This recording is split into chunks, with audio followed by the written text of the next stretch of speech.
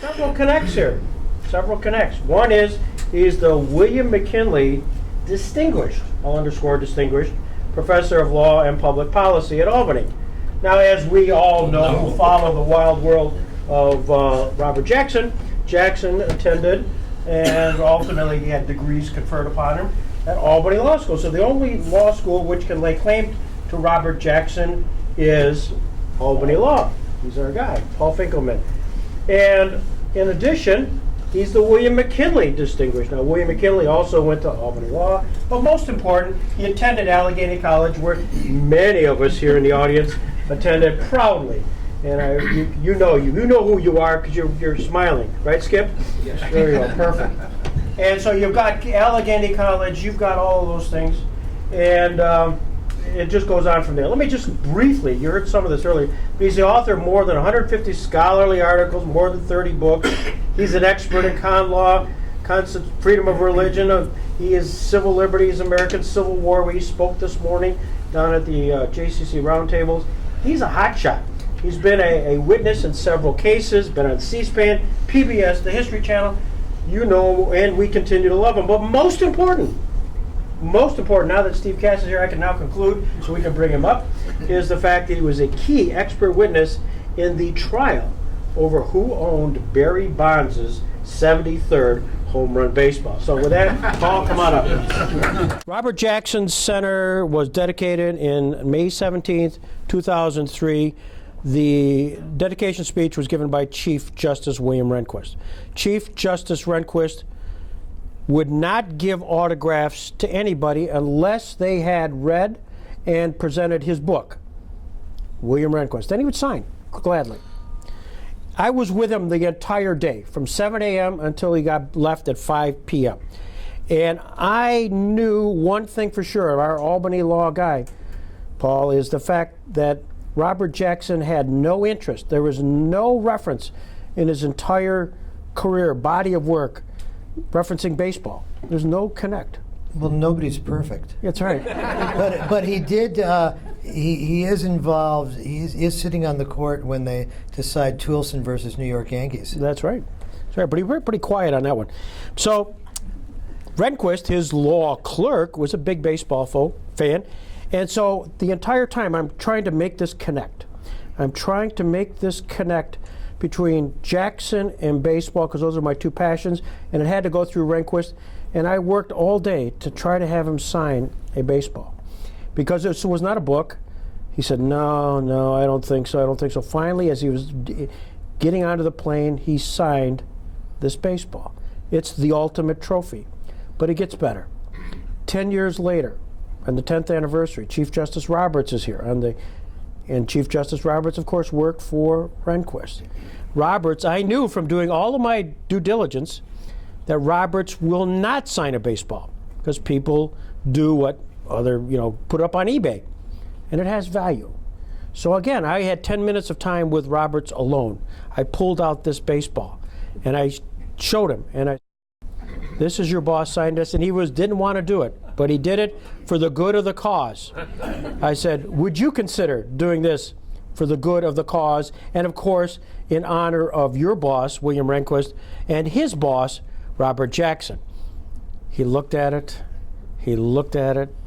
and he said, I'd never do this. I said, Mr. Chief Justice, you're arguing with the guy. And he finally did. So there is one of one. There's William Rehnquist and John Roberts. Now this is a segue here. I'm not going to let you walk away with this. This is not your honorarium today. But we talk about the possessory rights, the ownership, the segue into baseball, because you became an expert witness in the trial of the Barry Bonds 73rd home run baseball. So then we'll talk about a lot of other baseball stuff. So what do you want to know? Well, tell me about the backdrop. right. Set up the scene. It ultimately ends up in a trial. All right. So the scene is this. I'm a native of upstate New York. I always considered Jamestown to be kind of the Florida of New York State. Because I grew up in Watertown, where you have real weather. Okay, so there, and that's of course where the other JCC is, Jefferson Community College. I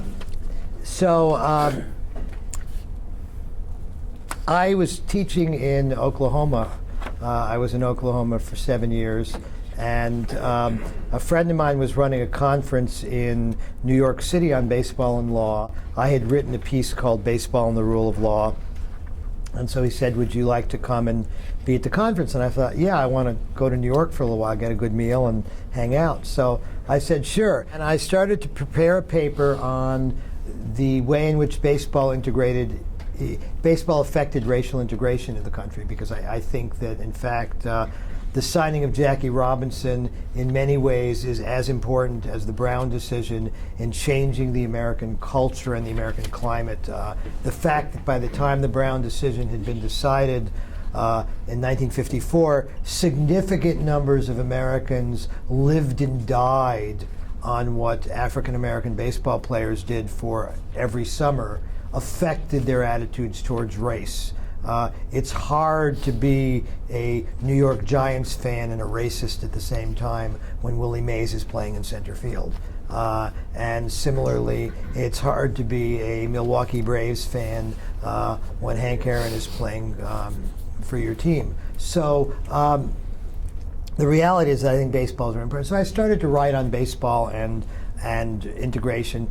And while I was doing it, which is the spring of 2001, Barry Bonds hit his 500th home run, which ended up in a body of water outside of what was then Pac-Bell Stadium and is now AT&T Stadium, in something called McCovey Cove, which is a little body of water where Willie McCovey used to hit lots of home runs. Somebody fished it out of the water. He's out in a little dinghy catching baseballs. And there was some conversation on a law professor's listserv on why does this guy own the ball? What is the legal theory of owning the ball? And this eventually deteriorated to, it's the famous rule of finders keepers, or it's the famous rule of possession is 9/10 of the law. And I thought about this for a while and decided that that's really a fairly pathetic response to what is actually an interesting question, which is why does ownership of the baseball transfer to the fan who owns the ball? If you think about other sports, football gets kicked into the stands, you send it back. Basketball bounces into the bleachers, you don't get to say, oh, my basketball, and keep it. You send it back. You can't even touch a golf ball. Even if it hits you, you're not supposed to touch it. And it's only very, very recently that some of the professional tennis tournaments are allowing people to keep a tennis ball that ends up in the stands. But with baseball, we have this long tradition that if you catch the ball, it's your ball. So I thought I would investigate this. And it turns out that from the perspective of lawyers, and I know there's some attorneys and judges in the room, this goes to a very long legal issue of property rights and when does unowned property become owned. The first case that some of you would have read in law school in your property course would have been a case called Pearson versus Post, which involves a guy named Post who is fox hunting on Long Island, and just as he's about to catch up with the fox, his neighbor Pearson pops out from behind the bushes and shoots the fox. And Post picks up the fox and rides off with it, and Pearson sues to get his fox pelt back. And the court has to decide who owns the fox, and Post says, well, I hunted the fox all day. I've been out there with my trained dogs and on horseback, and I really worked hard on this fox. And Pearson says, so what? I'm the one that killed the fox. That's what mattered. And the court ultimately rules that Mr. Pearson gets the fox because however long Post chased the fox, he never had possession of the fox. And so, starting with Pearson versus Post, I looked at a lot of cases involving unclaimed property. Almost all of them, as it turns out, deal with animals. The most interesting one I found was a very recent Montana case from the 1990s. It's very recent, in which there is a hunting guide who takes people out to hunt elk in Montana. And so, the lawyers from Jamestown go out to hunt elk in Montana, and they go. We have a couple right here, by the way. Yeah, okay. They go get their rifle, and they chomp out. And the guide is an expert marksman and an expert horse rider. And the lawyers and the bankers, they're all on foot carrying their guns, and the guide's on horse, and he sees the elk, and he rides to within a couple hundred yards of the elk, not close enough to spook him, and being an expert shot, he wounds an elk.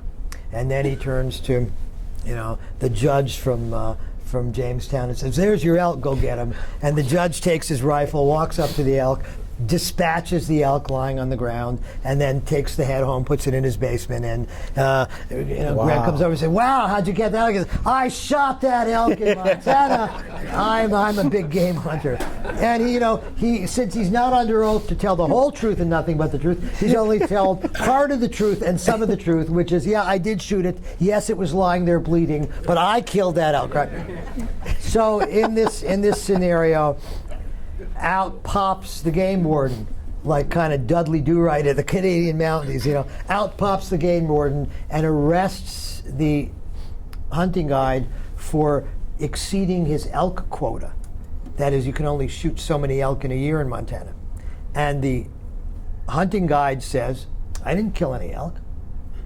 And the Montana Supreme Court, hardly a wussy anti-hunting court, hardly a group of guys who don't like to go hunt their own elk, says, it doesn't matter whether you killed the elk. The reality is you prevented the elk from going anywhere. Had nothing happened, the elk still would have died. It just might have been a while later. And so you, in effect, stopped the elk in his tracks. You stopped the baseball in the air. You stopped the fox on Long Island. And therefore, you took the elk. Therefore, you lose your guide license, you go to jail, you pay a big fine. I mean, this is a fairly serious offense in Montana. Did we have to give our elk back? Well, probably not the chops that you ate. But, it's not clear what happens to the elk trophy. But at any event, so I find all these precedents, and what I conclude is that the baseball is like the fox. It's like a wild bird. There's a wonderful 19th century English case where a guy shares a lake with his neighbor, and he's putting in a fence in the lake to fence the school of fish on his half of the lake, so he can always go fishing and his neighbor can't. And he's just about to drop the last piece of the fence in, and his neighbor comes out with pots and pans and bangs on the water, and the fish all swim away. And so he sues his neighbor for interfering with what he was doing legally on his side of the lake. And the court says there's no cause of action because you, in fact, did not trap the fish, and your neighbor did not trespass on your lake, on your half of the lake. And if you had trapped the fish, your neighbor couldn't come over and move the fencing away. But you didn't actually, you only wanted to get those fish. You didn't get those fish. So this is the kind of ruling. And there are a bunch of whaling cases. The whaling cases are slightly different because the whaling cases are that if you are hunting a whale and you get a harpoon in the whale, then it is your whale as long as you pursue it. So you don't have to kill the whale.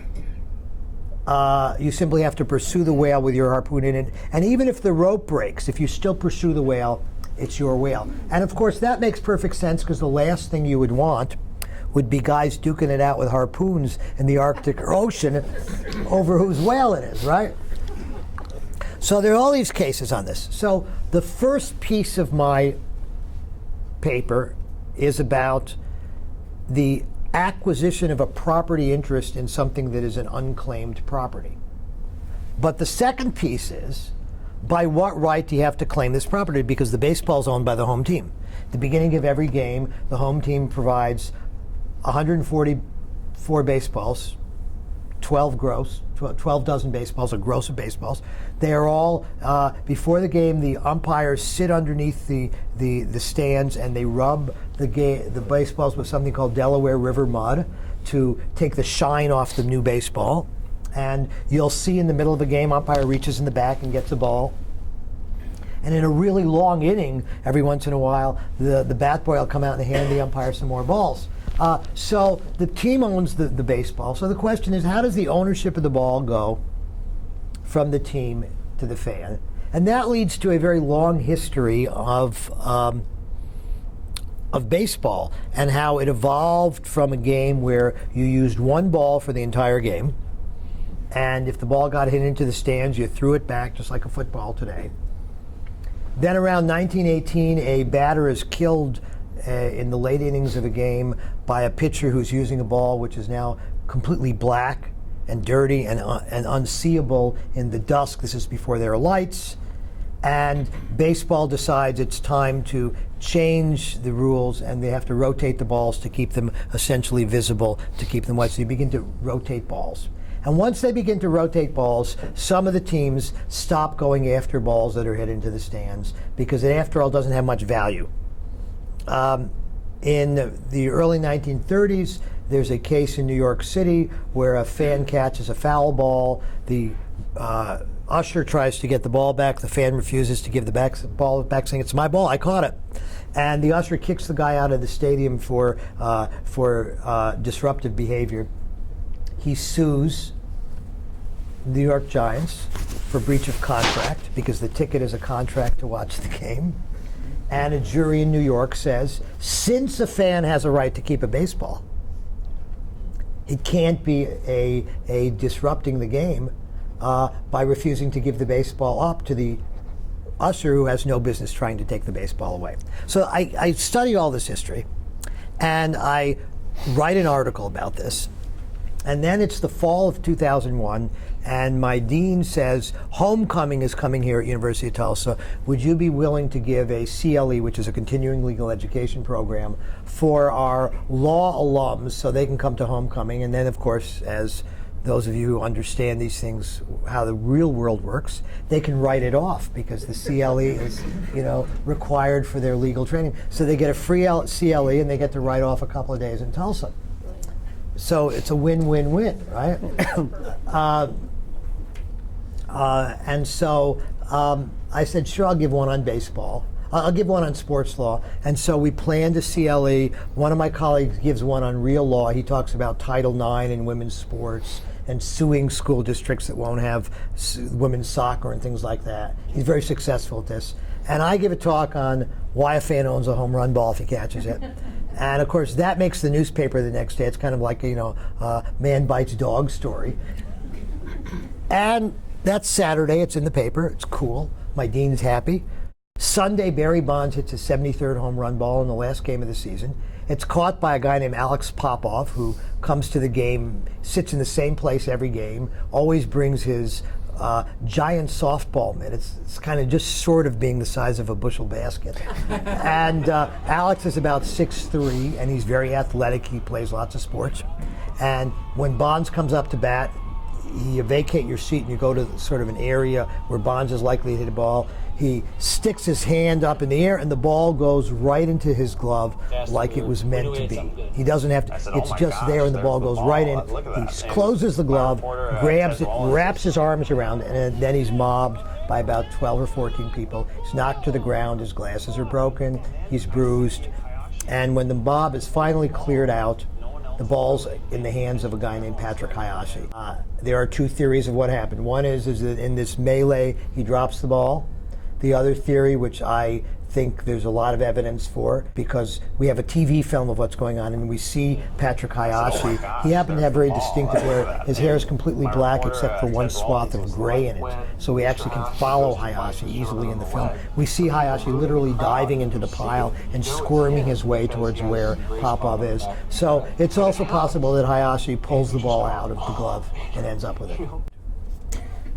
The next day, I'm sitting in my office. At the time, I was doing work as an expert witness for a big Wall Street firm on a multi-billion-dollar case, and they needed a historian to explain some things. So I'm working on that. I get a call from the lawyer I'm working with. He says, "Paul, So I'm doing that, and then that morning I get a call from ESPN, and they want to know who owns this baseball. I didn't even know about it, because I didn't care about Barry Bonds, and I didn't care about the last game of the Giants, because they were not contenders, and I just not really cared about that game. And so while ESPN is on the phone talking to me, I'm Googling the story and quickly looking at it. A quick study, and then I explain to ESPN why Popov owns the ball, because he is like Pearson. He killed the fox. He got the ball.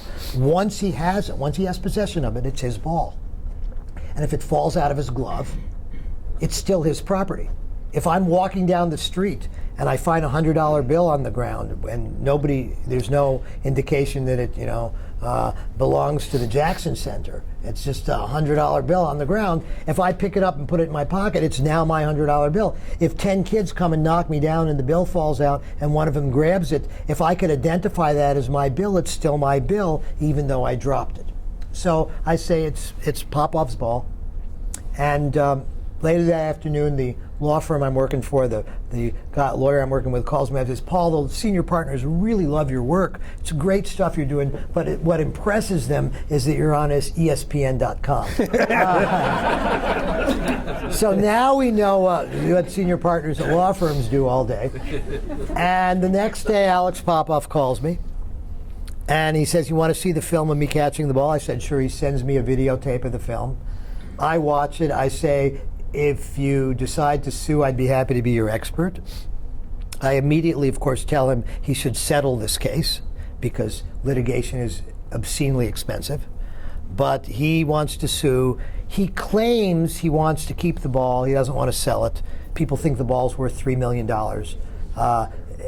He claims he wants to keep it. I don't know if that's true or not. But in any event, litigation goes forward. I write a expert's affidavit to get a temporary restraining order to prevent the sale of the ball, arguing that there's a strong legal argument that the owner is Popov, not Hayashi. And 2 years later, it finally goes to trial. So that's how I got involved in it. God. You didn't want. You thought you'd get a short answer, didn't you? Yeah, how about that? Who won? Go to the postscript. Okay, so the postscript is we got. You got them hanging. You don't even know what the hell happened. I do, but they don't. It's like the Giants leaving for Los Angeles. But you got to ask the question. So You've been so wonderful. What happened? Okay. Oh, thank you. Okay, so what happens is this: we go to trial. The trial preparation is amazing, and of course, Popov insists on paying his way. The lawyer offers to do it as a contingency, a percentage of what it sells for. And Popov says, "No, I want to keep the ball, so I'll pay my own way." I really think that what Popov wanted was a ball he thought would be worth $3 million, and he didn't want to have to give a third of it or 40% to his lawyer. He thought he could get away with a couple $100,000 and he'd be a rich man. So it takes 2 years to go to trial. The evidence is amazing. We take the film of Popov catching the ball and being essentially mugged, and we break it down frame by frame, so we have hundreds of single frame pictures of it. We contact every person in the film we can identify. We end up interviewing and having as witnesses about 3/4 of the people that are standing around watching the pile-up, as well as a couple of people in the pile-up. One of the people in the pile-up is a 12-year-old boy who came home that night with a bloody wound on his leg, and the film clearly shows, I think, Patrick Hayashi biting this kid's leg so the kid will get out of the way so he can get at the ball. I mean, it's a really interesting phenomenon, and so it takes a long time for the trial. I'm on the witness rather than standing as a witness in the usual way where I'm cross-examined. The judge declares that he wants the experts to form an experts panel. So we have 3 experts on our side, they have 1 on their side. We all give our kind of testimony. I'm the lead-off hitter, so to speak. And then the judge asks us questions. That, by the way, is held in the moot courtroom of Hastings Law School. And so I start out by talking about Pearson versus Post, and I can hear the students in the audience say, "Wow, we did that in property law." and of course, it's kind of revealing because these students who are reading this case from 1806 are thinking, "Wow, now I see the relevance." And so, So did I today. I just want you to know that. about Wow. time. Yeah. Go retake that property exam. Exactly. So in the end, the judge rules. I should say this. The judge begins the trial by saying he's never been to a baseball game and he never played baseball, which, as far as I'm concerned, meant he should have recused himself for incompetence, because he can't possibly try something that he doesn't comprehend. My testimony was fairly clear. I said, the film shows the ball going into the glove. It becomes his property. This is the rule of law and the rule of property law for hundreds of years in all kinds of circumstances. The other side said he didn't really have control of the ball. Well, it's in his glove. How much more control do you need? And at one point they said, well, you know, how much time do you have to have in the goal? They think like it's a football game, you know, time of possession. And in fact, when I was deposed, they asked me that, and I looked at the guy deposing me and I said, this is not a sporting event. These people are not athletes. The rules of baseball don't apply. For a while, by the way, they were going to have an umpire say that he was bobbling the ball, and I was hoping they would, because you know we could then cross-examine the umpire and say, well, Mr. Umpire, if a player on the field caught it's called a snow cone catch, because the ball is partially in the glove and partially out, actually. It wasn't plop in the glove. And then he pulls it down. I said, so if a player on the field had a snow cone catch and it's in his glove and he brings the glove to his chest, would you call the batter out or not? And of course the umpire would have to say he's out. And then I said, and if 12 people from the other team came and knocked the center fielder down and the ball fell out of his glove, what would you do? So that was my testimony. In the end, the judge decides that the two people have something which the judge makes up, pulls it out of thin air or potentially some other part of his anatomy. And can I say these things at the Jackson Center? I don't know. And says that the two people, Popov and Hayashi, have a joint possessory interest in the property. And I'm seeing the judge saying, what is that? And the answer is, of course, it's the first time anybody's heard of it, and it's probably the last time anybody will hear of it. And he says, sell the ball and divide the value. And of course, the problem is, by this time, it's 2 years after the event took place. The stock market is not what it had been. Barry Bonds' stock is not what it had been, since by now Barry Bonds is notoriously condemned for taking various kinds of chemical substances to make him, if not make him a better player, and I think that's questionable, certainly to allow him to play for more years. It lengthens his career. And Mark McGwire's 70th home run ball had sold for $3 million in 1998, but Mark McGwire was an incredibly popular player. Everybody loved Mark McGwire, and Mark McGwire broke a very old record, which was Roger Maris's record set in 1991. It's hard, people forget that Roger Maris's record stood longer, of 61, stood longer than Babe Ruth's record of 60. And so Mark McGwire had sold for $3 million, and so the time that Barry Bonds' ball is sold, the 73rd ball doesn't seem like such a big record. It might be broken next year, might be broken the following year. And of course, Barry Bonds is not a popular player. He's generally considered to be a pretty unpleasant human being. He won't sign autographs. If you asked him to sign a ball, he'd tell you get a life. Mm-hmm. As did Roberts and Rehnquist. And you apparently did. But the difference is when a federal judge orders you to get a life, you do so. I was talking to, I'm doing a conference in Chicago next month with some federal judges, and we were talking about planning for the conference, and one of them says the only thing we need to do is hope that we don't have a really bad snowstorm. And one of the other federal judges is a conference call. He says, well, we all better, we should all pray for good weather. And I said, Your Honor, with all due respect, I have a real First Amendment issue with a federal judge telling me to pray.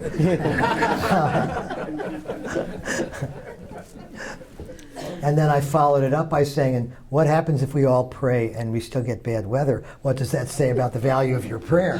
But in any event, so the Barry Bonds ball sells for about $450,000 at an auction.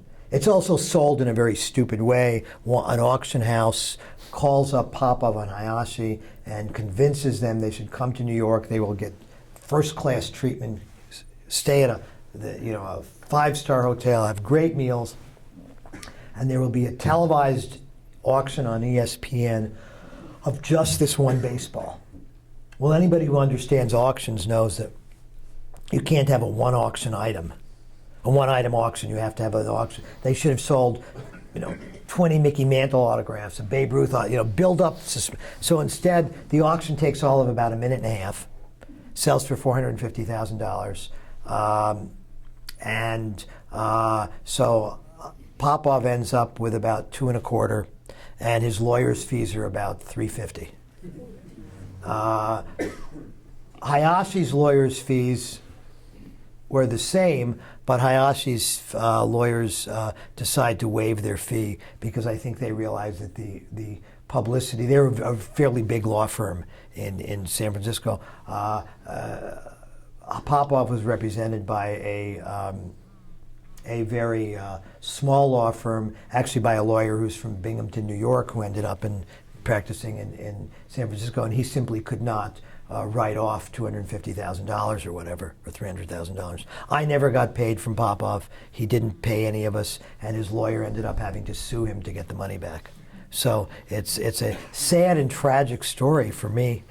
Because Aren't you glad I asked? I am. But I had a wonderful time. The most interesting thing probably was all the external publicity. I got calls from radio stations around the world, actually. A Scottish radio station, BBC Scotland, called me, and of course, and this it sounds so predictable. It's almost like a bad ethnic joke, but it's true.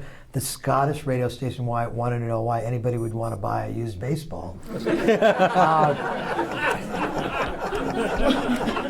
I got a call from an Australian radio station, and they wanted me to talk about the fight in the stands. So I think it's culturally very interesting.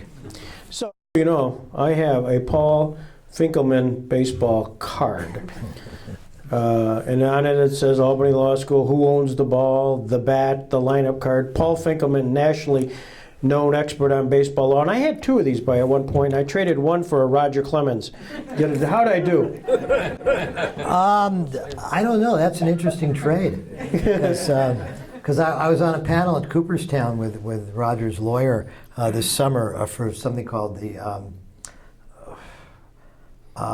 American College of Trial Lawyers. They did a summer program in Cooperstown, and we did a panel on steroids, among other things. And Roger's lawyer, I'm forgetting his name now, but he insists that Roger never took any illegal substances at all. So Roger's clean. Okay. So maybe the card's worth something. Yeah, they're perfect. Well, I noticed in the back of the card you describe yourself as writing right-handed and throwing curves and strikes. Yes. Really? Right? Once in a while. Once in a while, yeah. Verbally, at least. As you read all about Alex Rodriguez, you must have an opinion about not only the sentence, the procedure that Commissioner Selig imposed, and it was part of this. You have a sense of all that? And you're right there in the hub. Yeah. I mean, first of all, I think that we are seeing a very weird kind of quasi witch hunt within professional baseball over steroids, and I think that that Bud Selig is the worst offender in the whole steroids controversy, and that if baseball were run by people, I'm afraid this is not going to be broadcast, is it? 'Cause I'll never get another gig anywhere. But Certainly not in Cooperstown. Yeah. but the fact, look, here's what we know. We know that baseball players started taking various substances in the 1990s. We know that much of what they took was perfectly legal. For example, Mark McGuire took a substance which you could buy in any drugstore in America. And there were no bans on taking anything in baseball at the time. We all watched strange phenomenon such as Barry Bonds, who grew a full inch when he was 33 years old. Now, I've known guys who've shrunk when they're 33 years old. I've never met a guy grow a full inch. His hat size increased by 2 sizes. If I'd been the owner of the New York Giants, I would have had the team doctor send him to the hospital. There's something wrong with our best player. He's suddenly getting bigger and heavier, and he put on 50 pounds. What's wrong with Barry? Everybody knew what was wrong with Barry. Barry was juicing. As were a number of these other players, and nobody cared. Nobody was whining about this or complaining. When the Senate had its hearings, and they brought a few baseball players, and they brought Roger Clemens in, who was sort of I think in the next dictionary there'll be. There'll be the word arrogant, and next to it will be a picture of Roger Clemens. And I wish the Senate had brought in the owner of the Giants and asked them, were you worried that your star player grew a full inch when he was in his mid-30s? Because that doesn't usually happen. No, we all wanted to watch more home runs, faster pitchers. We wanted to see a guy like Clemens. If you remember, for you who are baseball fans, Roger Clemens, in his last 4 years at Boston, had 1 winning season. He was a fairly mediocre pitcher. He was over the hill. His fastball had no zip. He was overweight. He looked like the Pillsbury Doughboy. And he was not a great pitcher. And the Red Sox did what any good team would do. They unloaded him to some poor, dumb team in Toronto that bought him. And suddenly he's 21-10 with the Blue Jays, which is not a great team. And I remember at the time, Roger Clemens being interviewed about what is the turnaround. And he said, I'm on a new vitamin regimen in Toronto. Yeah, he certainly was. He was on a new vitamin regimen, and then he goes from there to the Yankees, where he is a star for a number of years. You had to be either in total denial or a complete moron not to realize what was going on if you understood drugs in sports. Alex, and here's the really weird thing about Alex Rodriguez. They've given him how many drug tests, and he's passed every one?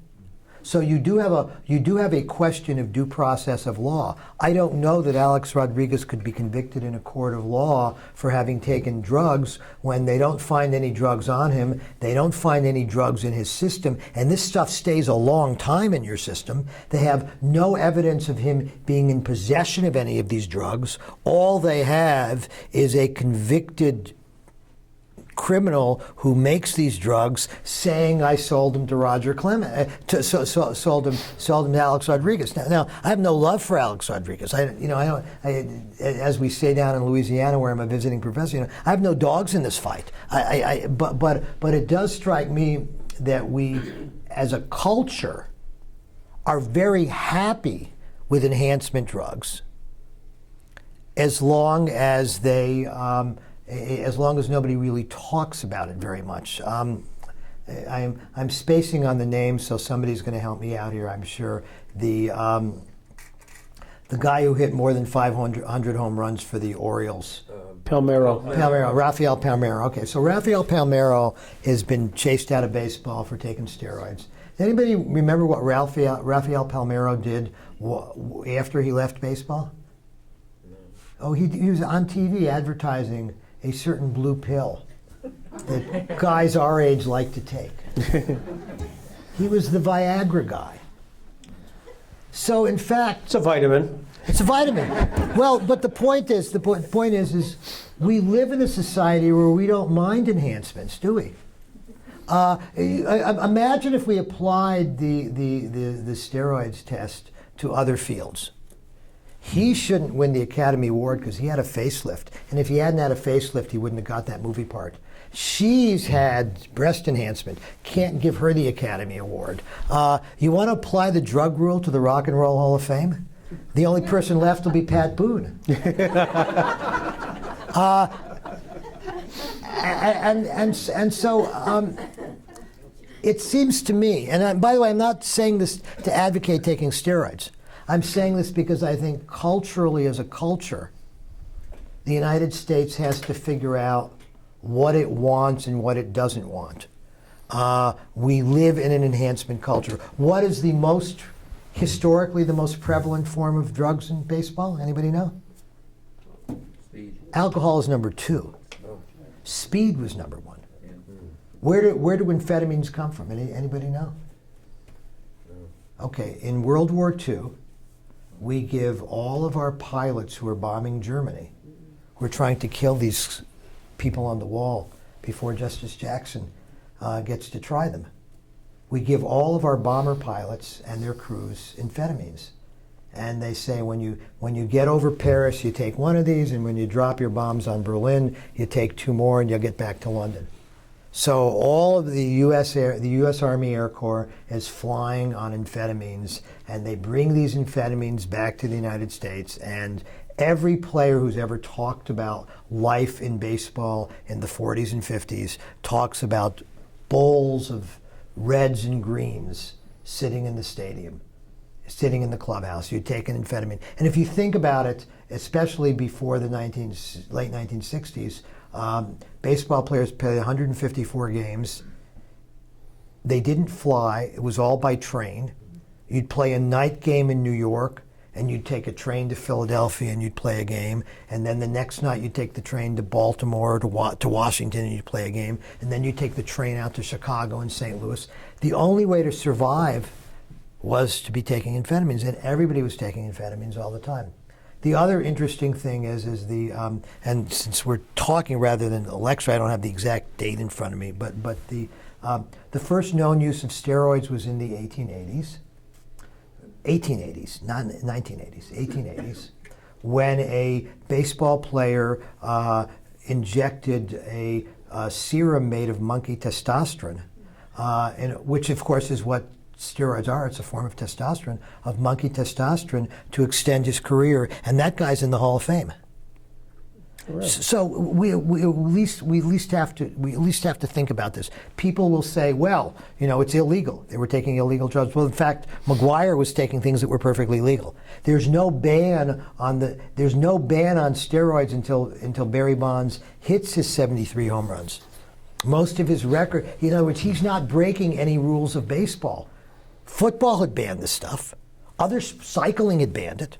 Baseball doesn't ban it. So I think there's something deeply hypocritical about Bud Selig. Well, I think there are infinite numbers of things deeply hypocritical about Bud Selig, but one of them is that he was commissioner for all this time, and he's the steroid enforcer, but baseball had no rule against steroids for a very, very long time.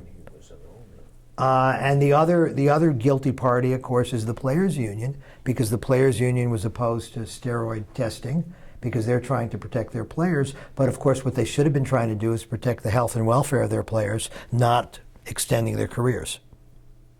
That's probably not the answer you wanted. No, I never know what the answer is going to be here. And I'll never look at a baseball game the same. Will you guys? I mean, think about that. My God, ownership, balls, bats, whatever happens, I'm going to think about you constantly, Paul.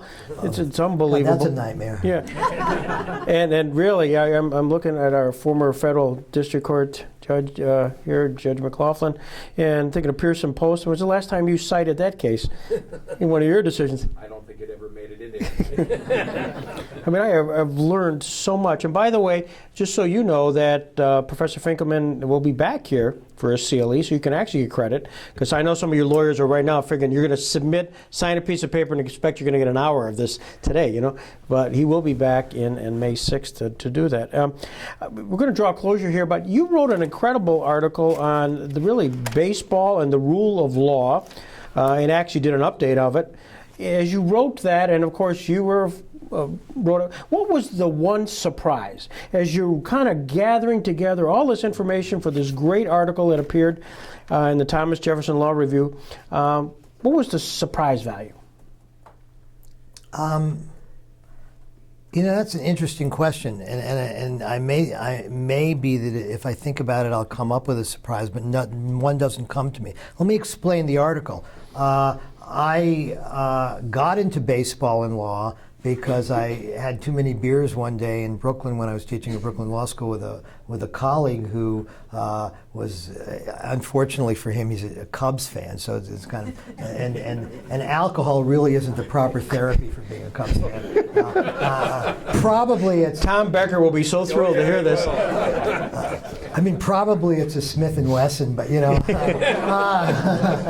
because really, you know, what else can you do? But in any event, we decided to put together a book on a kind of a reprinted collection of books, of articles on baseball and law, because there's tons of articles in law reviews on baseball and law. And we ended up publishing a neat little book called Baseball and the American Legal Mind.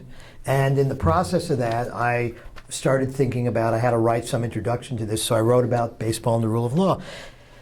And it's not so much surprising as what I learned is that baseball is the most legalistic game that's ever been played. Think about some of these phenomena. Nothing in baseball happens until the judge, the umpire, rules. A ball is not a strike or a ball until the umpire says ball or strike. And every once in a while, if you watch enough games, you'll see an umpire forget to signal ball or strike, and the TV commentator says, well, he's obviously delaying the call, and I think he just forgot to say strike or ball. But the game can't go on until he rules strike or ball. A ball is neither fair nor foul until the umpire signals it fair or foul. In other sports, you will have the coach or the manager complaining to the referee or the umpire about a call, but it's always, you didn't see it right. But in baseball, you have the manager coming out of the dugout with the rule book and opening up the rule book and pointing to the rule and saying, Your Honor, the umpire, here is the rule, you should apply this rule. A wonderful example was the famous pine tar incident, where the Yankees manager came out and said, look, here's the rule, the bat's illegal. And the umpire correctly called it, and then Bud Selig, in his infinite wisdom of not understanding law or rules or much of anything else, overrules this, which was just incredible because it was a clear baseball rule. And you could say the rule is stupid. You could say we should change how much pine tar, but that's not the point. The point is, if you have a rule of law, you can't arbitrarily change the rule of law because you don't like the fact that the judge enforced it. At the same time, and this is what makes baseball fun, baseball also essentially functions as a common law jurisdiction in which you have a set of rules and then you have common law judges applying these rules as the circumstances work. So, for example, the strike zone in baseball under the rules is from the armpits to the knees, over the plate. If umpires called that strike zone, we'd have infinite numbers of 15-inning, one-run games because nobody could hit a major league pitcher if they have to protect a strike zone that's that big. And so no umpire calls the full strike zone. They call whatever their strike zone is at the time. And sometimes, again, you'll hear an announcer saying, "Oh, he's giving the pitcher the outside corner." Well, what does it mean he's giving? The rule says he's entitled to the outside corner, but it's clear that this is an umpire who's saying the outside corner is the strike zone today. But you will also hear about high strike zone and low strike zone. Occasionally you'll see a really good player, sort of the opposite of Rodriguez's opposite. You'll see somebody like Derek Jeter, the call strike, and he'll turn around and say something to the umpire. He's not saying, "You idiot, can't you see?" He's saying, "Where was it? I want to know where your strike zone is today." Because of course what you want in calling balls and strikes is consistency. You want the notion that if he's giving the outside corner to both pitchers, then everybody knows you got to swing at balls on the outside corner. Baseball umpires are incredibly well trained. In that sense, they're like American judges. They go through an apprenticeship, they go to umpire school, they are in the minor leagues, and then they get brought up to the major leagues. And this contrasts with, say, football referees and umpires who apparently have no training at all from what you see every year in these kind of catastrophic calls they miss. And they have the benefit of a replay, and they blow it. One more thought, since there are people here who think about law or society. Imagine 3 umpires talking about what they do. First umpire says, "I call them as I see them." Second umpire says, "I call them as they are." And the third umpire says, "They ain't nothing till I call them." And if you can understand that, if you can understand and if you can accept that, then you can understand why Justice Roberts and Justice Sotomayor, both great baseball fans with very different jurisprudential notions, can sit on the Supreme Court, and one says, I call the Constitution as I see it, and the other one says, I call it as it is. And then you get the third justice who says, "It ain't nothing till I call it." And that's so what we learn from baseball is we learn about jurisprudence, we learn about common law reasoning, and we also learn about certain things which are very much a strict rule of law.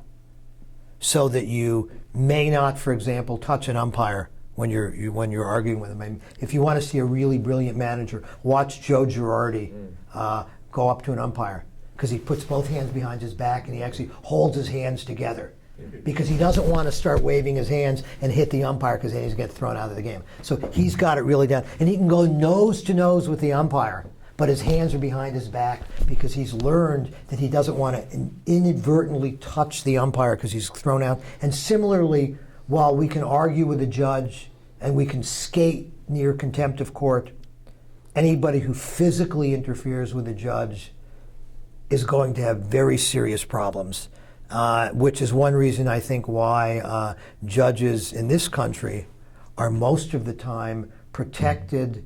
We hear very, very rarely about a judge being assassinated or a judge being harmed. Other countries, it happens much more frequently. So in a sense, I think baseball really instills into us a rule of law and a kind of civility in society. Let me add 2 more footnotes, and I know you want to kick me out. Not at all. I'd go all day. I want to say one thing about the gentleman up front when I said what kind of drugs they take, and he went like this. Because, of course, alcohol has been an enhancement drug in baseball. And you say, well, how do you play better if you're drunk? Well, some of you may remember a relief pitcher that the New York Yankees had named Ryan Duran. Yep. Ryan Duran had a 90-mile-an-hour fastball and Coke bottle glasses. And Ryan Duran would come in late in the game, and his first 5 warm-up pitches would go into the stands over the catcher's head. And the first ball would be 2 feet above the batter's head. And everybody in baseball knew that Ryan Duran had been out in the bullpen drinking all day, that Ryan Duran is completely blasted. So here you have a guy who can't see, who can throw 90-mile-an-hour balls, and we assume that he's drunk. Nobody digs in against Ryan Duran. You're standing there with your knees shaking because you're afraid of him. I don't know if he's drunk or not, but everybody assumes he's drunk. He smells from beer, but whether it's a half a beer or 10 beers, we don't really know. So that's I think one thing to think about. The other thing to think about in terms of law is, because baseball is such a legalistic game, the very, very smartest players are able to play the rule book to their advantage. And the most marvelous example of this is in a World Series in the 1970s. Reggie Jackson is on first base. There's a ground ball to the shortstop. The shortstop tosses it to the second baseman for 1 out. Second baseman turns around and throws to the first baseman, and Reggie Jackson sticks his hip out, and the ball bounces off into the outfield. And the other manager comes screaming out of the dugout saying that Jackson interfered with the play. And what's the penalty for interfering with the play? If a runner interferes with the play, the runner is out. What's Jackson's status when he interferes with the play? He's already out because he was thrown out at second base. So Jackson had read the rule book enough to figure out that there is a slight glitch in the rules that I can interfere with the play because the only thing they can do is make me out, and I'm already out. And I remember, whoever was rooting for whether the other team, the fans were absolutely furious. We got screwed. He cheated, but he didn't cheat. He just played the rule book to the end, and that's also part of the fun of baseball. Playing the rule book to the end, I've got to get close to closure here because I know Professor Finkelman has to leave. But this is his writing in the Thomas Jefferson Law Review. There is one play in baseball that conjures up the legal system by its very name: stealing a base. Our legal system does not allow people to steal, but the law of adverse possession does suggest an analogy. The base stealer finds the base sitting out there empty in the field. And though he has no legal claim to the base, he openly and notoriously takes possession of it.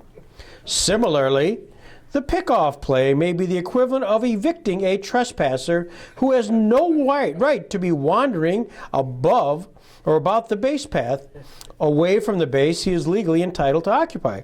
Alternatively, the pickoff play may be analogized to a vagrancy law.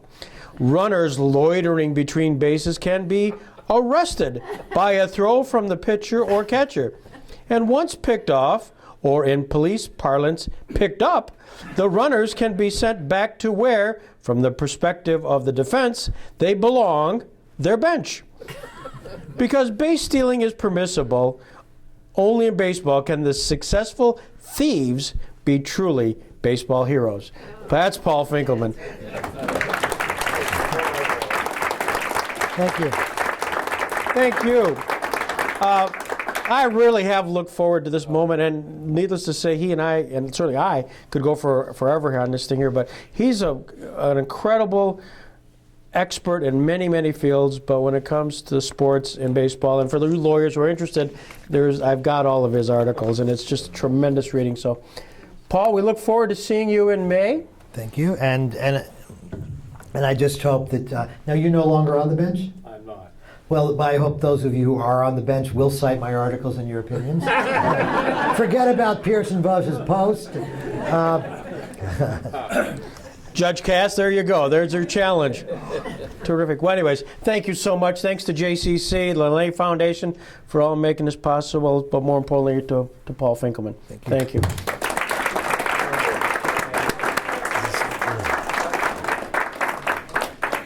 Watch him. Yes.